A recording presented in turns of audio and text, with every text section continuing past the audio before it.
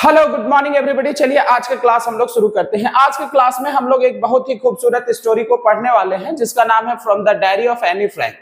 ये class 10th के NCERT book से लिया गया एक स्टोरी है और ये बहुत ही खूबसूरत स्टोरी है। तो आज के क्लास में हम लोग इस स्टोरी को एकदम लाइन टू लाइन समझने की कोशिश करेंगे। तो चलिए आज की क्लास हम लोग शुरू करते हैं। सबसे पहले हम लोग इसका इंट्रोडक्शन देखते हैं। एनालिस मैरी एनी फ्रैंक जिसका जन्म 12 जून 1929 को हुआ था और इसका जो डेथ हुआ था वो फरवरी या मार्च का महीना था 1945 में। Was a German born Jewish girl.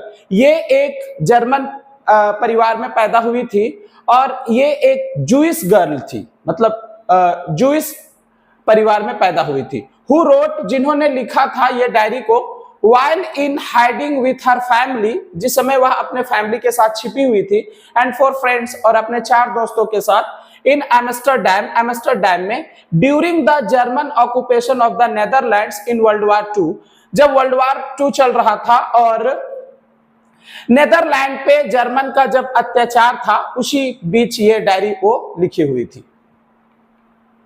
Her family had moved to Amsterdam after the Nazis gained power in Germany. Clear है?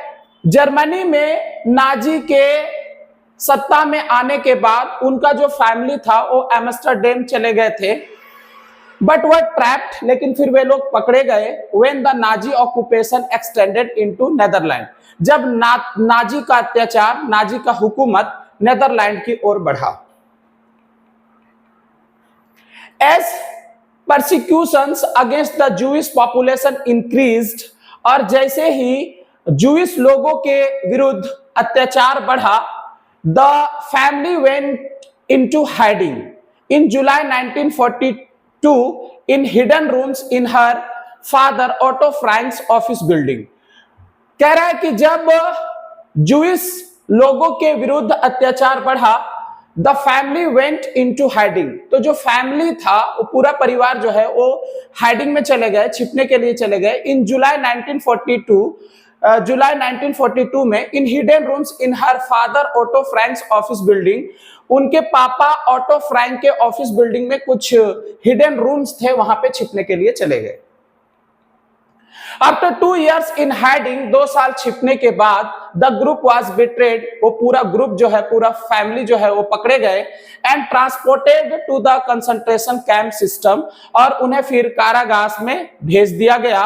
क्लियर है? Where Anne died of typhus, जहां पे एनी जो है वो एक बीमारी, टाइफस बीमारी से मर गई इन बर्गन बेल्सन में, with in days of her sister Margot Frank, और इसी दौरान उनकी जो सिस्टर थी मार्गोट फ्रैंक, वो भी उनका भी डेथ हो जाता है। हर father auto the only survivor of the group. Clear है? उनके पापा जो सिर्फ एकलौता थे जो पूरे ग्रुप में सरवाइव किए, मतलब बच गए, जिंदा रहे। रिटर्न टू एम्स्टरडैम वापस आते हैं after the war ended, war खत्म होने के बाद। To find that her diary had been saved, ये देखते हैं कि उनका जो डायरी था वो बच गया है, वो अभी भी सेफ है, सुरक्षित है। Convinced that it was a unique record, उसने ये माना कि ये एक बहुत बड़ा रिकॉर्ड होगा।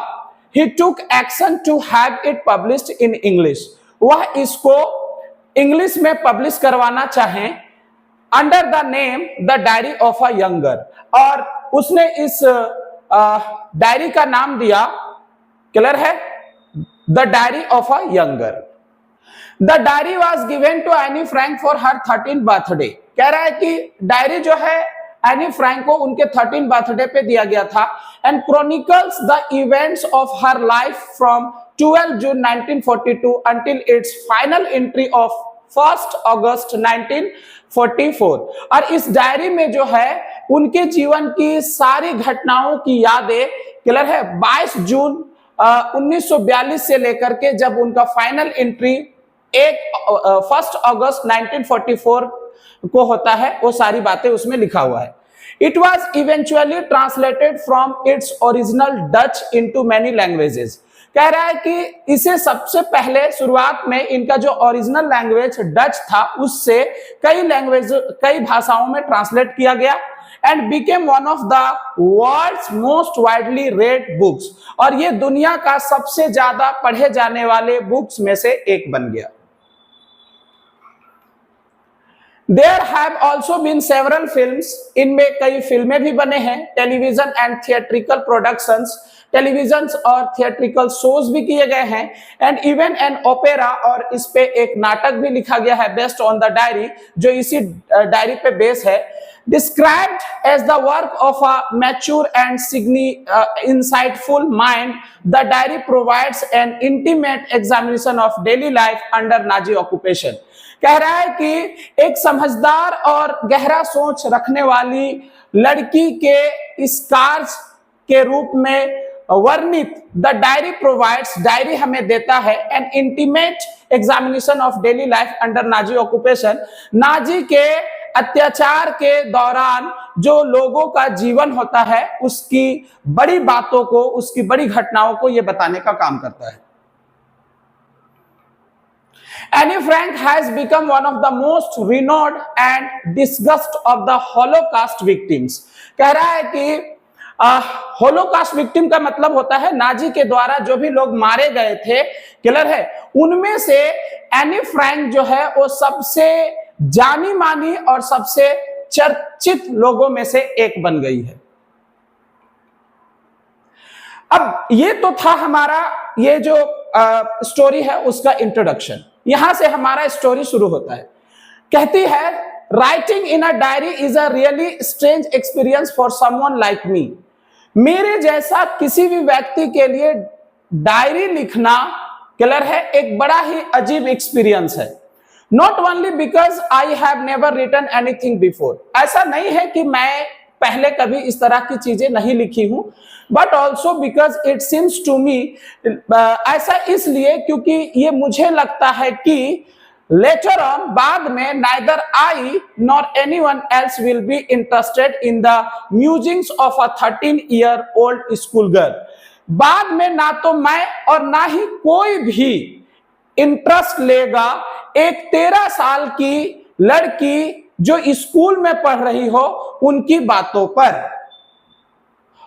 ओ वेल, वो कहती है अच्छा ठीक है, इट डजंट मैटर, कोई फर्क नहीं पड़ता है। आई फील लाइक राइटिंग, मुझे लिखने का मन कर रहा है, and I have an even greater need to get all kinds of things off my chest, और मेरे लिए अभी बहुत जरूरी है कि मैं इस तरह की चीजें जो मेरे दिल में है उसे मैं बाहर निकाल दूं। Paper has more patience than people, और वो कहती है कि पेपर में जो है वो लोगों से ज्यादा पैशंस होता है। I thought of this saying on one of those days when I was feeling a little depressed and I was sitting at home with my chin in my hands, bored and listless, wondering whether to stay in or go out. कहती है कि I thought of this saying one of those days, मुझे ये बात उन दिनों समझ आया when I was feeling a little depressed, जब मैं थोड़ा सा परेशान थी, and was sitting at home, और घर पे बैठी थी, with my chin in my hands, अपने हाथों को गालों में लेकर के, बोर्ड, उब रही थी, एंड लिस्टलेस, और परेशान थी, वॉन्डरिंग, सोच रही थी, वेदर टू स्टे इन, कि अंदर ही रहें और गो आउट या फिर बाहर जाए। I finally stayed where I was, और फाइनली मैं वहीं रही जहां पे मैं थी, ब्रूडिंग, सोचने लगी, yes paper does have more patience, कि हाँ पेपर में ज्यादा पैशंस होता है, and since I am not planning to let anyone else read this stiff back notebook grandly refer to as a diary, और चूंकि मैं ये सख्त जिल्द वाले नोटबुक जिसे मैं बड़े ही गर्व के साथ डायरी कह रही हूं, उसे मैं किसी को पढ़ने देने वाली भी तो नहीं हूं, unless I should ever find a real friend, जब तक मुझे कोई एक अच्छा दोस्त नहीं मिल जाता है। It probably won't make a bit of difference, तो शायद इससे कोई फर्क भी नहीं पड़ेगा। Now I am back to the point that prompted me to keep a diary. अब मैं वापस उसी बात पे आती हूं जिसने मुझे डायरी रखने के लिए उकसाया, जिसने मुझे डायरी रखने के लिए प्रेरित किया। In the first place, सबसे पहली बात मैं बता दूं, I don't have a friend, कि मेरा कोई दोस्त नहीं है। Let me put it more clearly, वो आगे कहते हैं कि मुझे इस बात को थोड़ा और क्लियरली बताने दीजिए। Since no one will believe that, क्योंकि किसी को यकीन नहीं होगा कि a 13-year-old गर्ल, एक 13 साल की लड़की, is completely alone in the world, कि इस दुनिया में बिल्कुल अकेली है। एंड आई एम नॉट, और मैं अकेले भी नहीं हूं। आई हैव लविंग पेरेंट्स, मेरे प्यारे माँ बाप हैं। एंड a 16-year-old सिस्टर, और मेरी एक 16 साल की बहन है। And there are about 30 people I can call friends, और लगभग 30 लोग हैं, क्लियर है, जिसे मैं दोस्त बुला सकती हूं। आई हैव अ फैमिली, मेरा एक परिवार है। लविंग आंट्स, प्यारी आंटियां हैं। एंड अ गुड होम, और एक अच्छा सा घर है। नो, ऑन द सरफेस, नहीं, ऊपर से देखे तो आई सीम टू हैव एवरीथिंग, मुझे ऐसा लगता है कि मेरे पास सब कुछ है, except my one true friend, एक सच्चा दोस्त को छोड़कर। All I think about when I am with friends is having a good time. आगे कहती है कि और जहां तक मुझे लगता है कि जब भी मैं अपने दोस्तों के साथ होती हूं तो मेरा बहुत अच्छा वक्त गुजरता है। I can't bring myself to talk about anything but ordinary everyday things, और कह रही है कि मैं रोज होने वाली साधारण चीजों को छोड़ करके किसी और चीज की बात मैं करूं, इसके लिए मैं खुद को अच्छा मानती भी नहीं हूं। We don't seem to be able to get any closer, और हम लोगों को लगता है कि हम लोग एक दूसरे के क्लोज नहीं हैं। एंड दैट्स द प्रॉब्लम, और यही सबसे बड़ी प्रॉब्लम है। Maybe it's my fault that we don't confide in each other, हो सकता है कि इसमें मेरा ही गलती हो, क्योंकि हम लोग एक दूसरे पर यकीन नहीं करते हैं, हम लोग एक दूसरे की बातों को शेयर नहीं करते हैं। इन एनी केस, चाहे कुछ भी हो, that's just how things are, चाहे कुछ भी हो, लेकिन चीजें जो है बिल्कुल इसी तरह से है। एंड अनफॉर्चुनेटली, और दुर्भाग्य की बात यह है कि they are not liable to change, ये बदलने वाले भी नहीं है। This is why I have started the diary, और यही वजह है कि मैं ये डायरी लिखना शुरू की हूं। To enhance the image of this long awaited friend in my imagination, clear है, कह रही है कि लंबे समय तक इंतजार करने वाले इस दोस्त की इमेज को बढ़ाने के लिए I don't want to jot down the facts in this diary the way most people would do, मैं उस तरह की बातों को इस डायरी में लिखना नहीं चाहती हूं जिस तरह से ज्यादातर लोग लिखते हैं। But I want the diary to be my friend, बल्कि मैं चाहती हूं कि ये डायरी जो है वो मेरी दोस्त बन जाए। And I am going to call this friend Kitty, और मैं इस दोस्त को किट्टी के नाम से पुकारने वाली हूं। Since no one would understand a word of my stories to Kitty if I were to plunge right in, आगे कहती है क्योंकि किसी को भी मेरी कहानी जो मैं किट्टी को सुना रही हूं, मेरी कहानी का मतलब समझ नहीं आएगा। If I were to plunge right in, अगर मैं इसमें डूब करके लिखूं, I would better provide a brief sketch of my life, तो अच्छा रहेगा कि मैं अपने लाइफ के बारे में थोड़ा और बता दूं। Much as I dislike doing so, हालांकि ऐसा करना मुझे अच्छा नहीं लगता है। My father, the most adorable father I have ever seen, didn't marry my mother until he was 36 and she was 25. मेरे पापा, जो अब तक के जो भी मैंने पापा देखे हैं उनमें से सबसे प्यारे पापा हैं, didn't marry my mother until he was 36, तब तक मेरी मम्मी से शादी नहीं की है जब तक वह 36 के नहीं हो गए। एंड शी वाज 25, और वह 25 की नहीं हो गई। My sister Margot was born in Frankfurt in Germany in 1926, मेरी सिस्टर मार्गोट जिसका जन्म जर्मनी में फ्रैंकफर्ट में 1926 को हुआ था। आई वाज बोर्न ऑन 12 जून 1929 और मेरी जन्म जो है 12 जून 1929 में हुआ था। I lived in Frankfurt until I was 4 और जब मैं 4 साल की थी तब तक मैं फ्रैंकफर्ट में ही थी। My father emigrated to Holland in 1933। मेरे पापा 1993 में हॉलैंड चले गए। My mother Edith Hollander Frank went with him to Holland in September और मेरी मम्मी एडिथ हॉलैंडर फ्रैंक उनके साथ हॉलैंड सितंबर में चली गई। While Margot and I were sent to Action to stay with our grandmother, जबकि मार्गोट और मुझे एक्शन भेज दिया गया अब हमारे दादी के साथ रहने के लिए। Margot went to Holland in December. Margot जो है दिसंबर में हॉलैंड चली गई। And when I reach there in February और जब मैं फरवरी में वहां पहुंची, I was plunked down on the table as a birthday present for Margot और मुझे मार्गोट के बर्थडे प्रेजेंट के रूप में टेबल पे पेश किया गया। I started right away at the Montessori nursery school और उसी समय मैं मोंटेसरी नर्सरी स्कूल जाना शुरू कर दी। I stayed there until I was 6 और मैं 6 साल तक वहीं रही।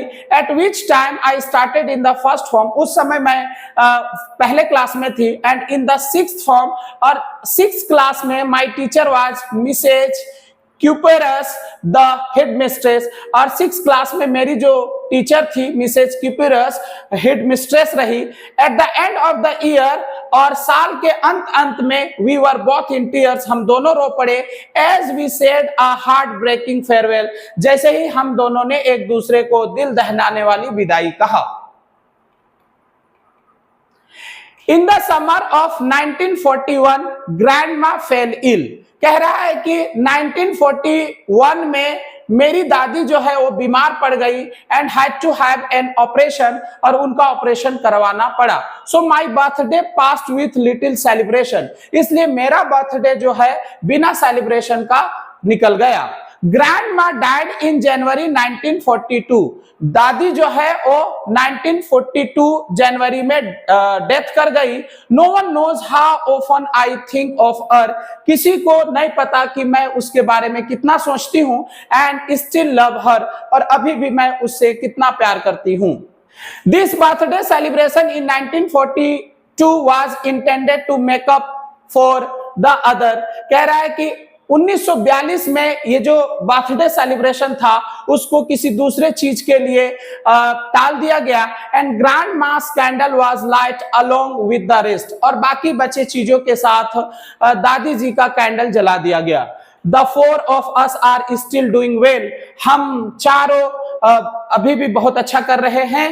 And that brings me to the present date of 20 June 1942, और ये बात मुझे 20 जून 1942 की ओर ले जाता है। And gives the solemn dedication of my diary, और मेरे डायरी को एक बहुत ही बड़ा भेंट प्रदान करता है, बहुत ही बड़ा भेंट देता है। उन्होंने ये डायरी लिखा, और जब वो डायरी लिखी थी तो उस समय जो उन्होंने डेट लिखा था वो डेट यहाँ पे मेंशन है, सैटरडे 20 जून 1942।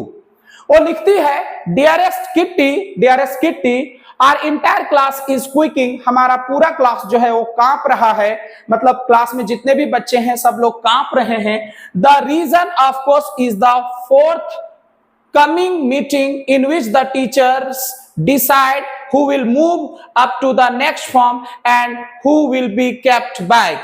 रीजन ये है कि आने वाला जो मीटिंग है जिसमें टीचर डिसाइड करेंगे who will move up to the next form, कि किसे अगले क्लास में भेज दिया जाएगा, and who will be kept back, और किसको वापस सेम क्लास में रखा जाएगा। Half the class is making bets, आधे क्लास शर्त लगा रहे हैं। GN and I laugh ourselves at the 2 silly boys behind us, GN और मैं खुद में हंस रही हूं at the 2 silly boys, 2 बेवकूफ लड़कों को देख देख करके, behind us जो हमारे पीछे बैठे हुए हैं, CN and Jacques who have stacked their entire holiday saving on their bed. CN and Jacques, जिसने अपना पूरा हॉलीडे सेविंग्स जो है दांव पे लगा दिया है ऑन देयर बेट, अपने इस बेट पे, अपने इस शर्त पे. फ्रॉम मॉर्निंग टू नाइट, सुबह से शाम तक, it's you are going to pass, आप पास कर जाओगे. नो आई एम नॉट, नहीं नहीं मैं पास नहीं करूंगा. यस यू आर, नहीं आप पास कर जाओगे. नो आई एम नॉट, नहीं नहीं मैं पास नहीं करूंगा. इवन जीएस प्लीडिंग ग्लेंसेस, यहां तक कि जीएस का अनुरोध करने वाली इशारा, एंड माई एंग्री आउटबर्ड्स, और मेरा गुस्सा भरा डांट, कांट काम देम डाउन, उन लोगों को शांत नहीं कर पा रहा है.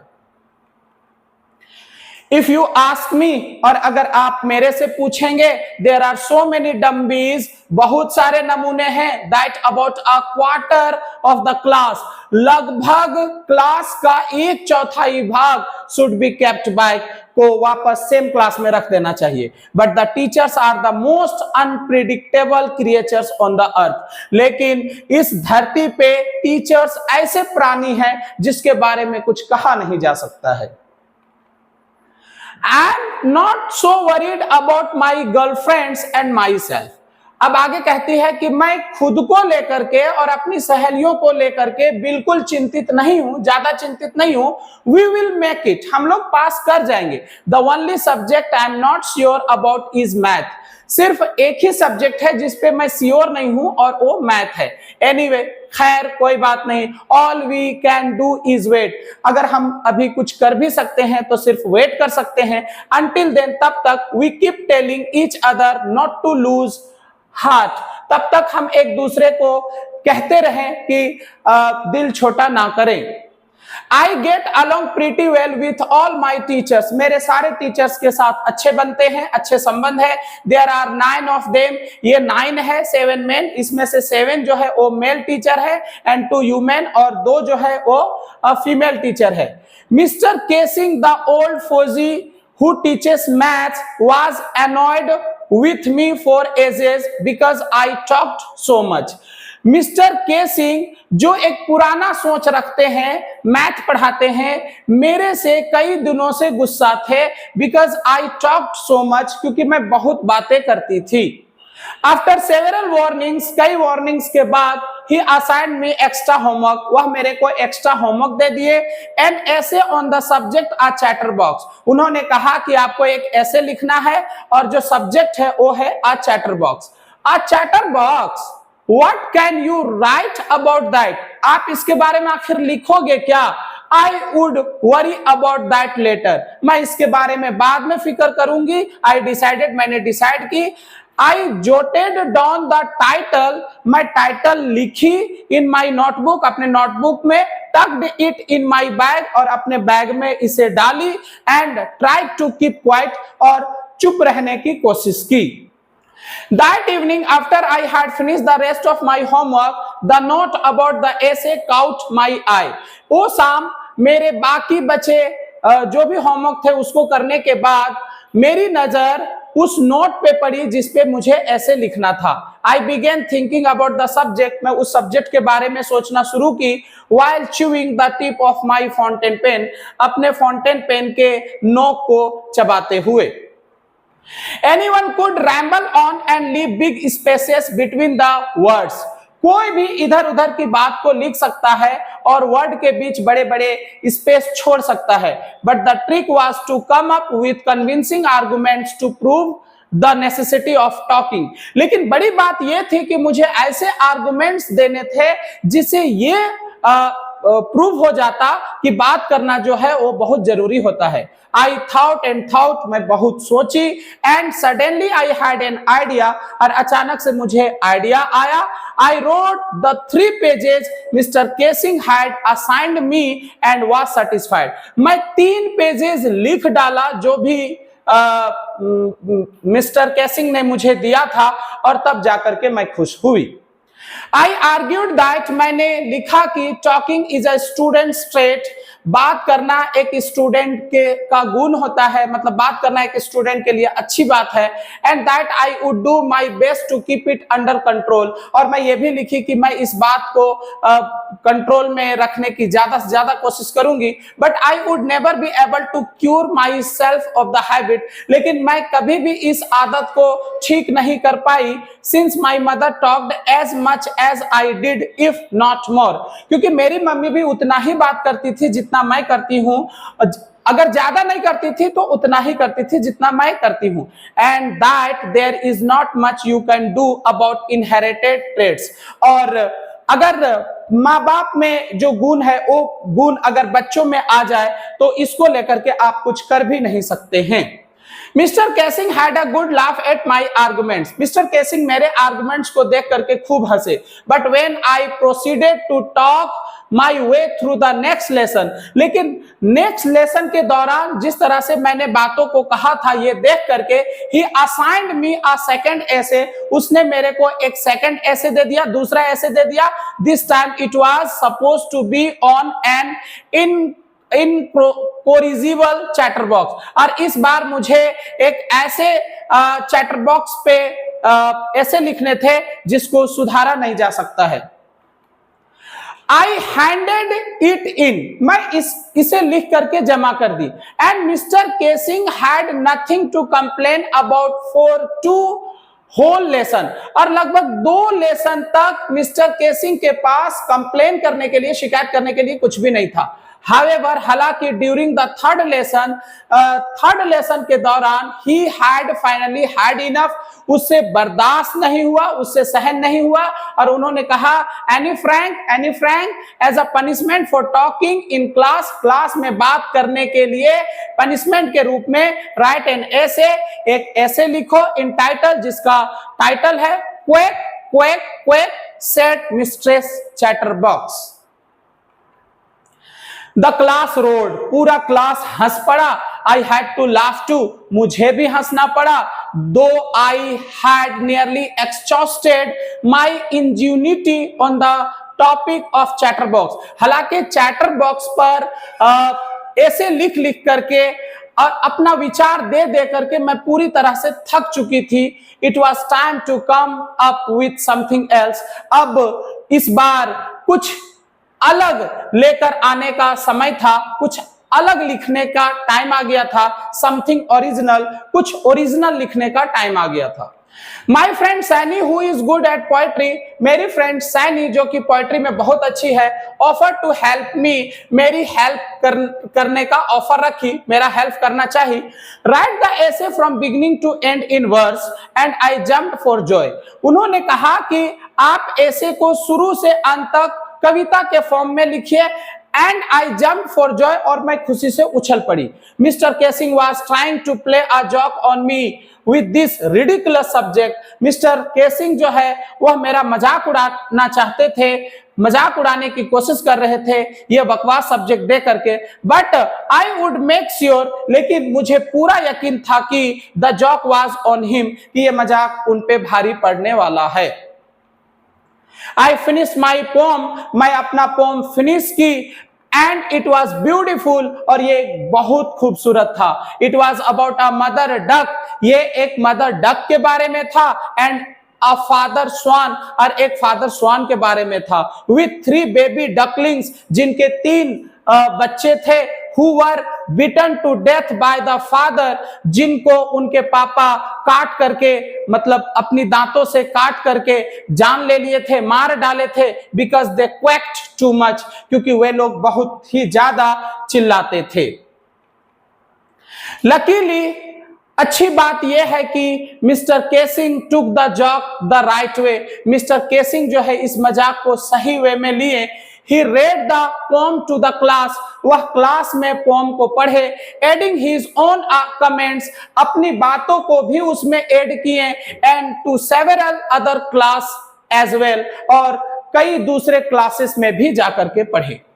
Since then I have been allowed to talk and haven't been assigned any extra homework, तब से मुझे बात करने की अनुमति दे दिया गया है और मुझे कोई एक्स्ट्रा होमवर्क भी नहीं दिए गए हैं। ऑन द कंट्रारी, उल्टा, mister casing is always making jokes these days. आजकल मिस्टर केसिंग जो है वो हमेशा मजाक करते रहते हैं। Yours any. तो इस तरह से ये स्टोरी हमारा खत्म होता है। उम्मीद करते हैं कि ये स्टोरी आपको समझ आया होगा। अगर ये स्टोरी आपको समझ आया हो और अगर वीडियो पसंद आया हो तो एक बार वीडियो को लाइक कर दीजिएगा। अगर चैनल पे नए हैं तो आप एक बार चैनल को सब्सक्राइब कर लीजिएगा और वीडियो को लोगों में भी आप शेयर कर दीजिए ताकि ज्यादा से ज्यादा लोग हमारे इस चैनल पे से जुड़ पाए। वीडियो से रिलेटेड और क्लास से रिलेटेड अगर कोई क्वेरी हो तो आप मुझे इस नंबर पे भी कॉल कर सकते हैं। तो आज के क्लास में बस इतना ही। मिलते हैं हम लोग किसी नेक्स्ट क्लास में जहां पे इसी तरह का एक खूबसूरत स्टोरी को फिर से देखेंगे। तब तक के लिए थैंक यू।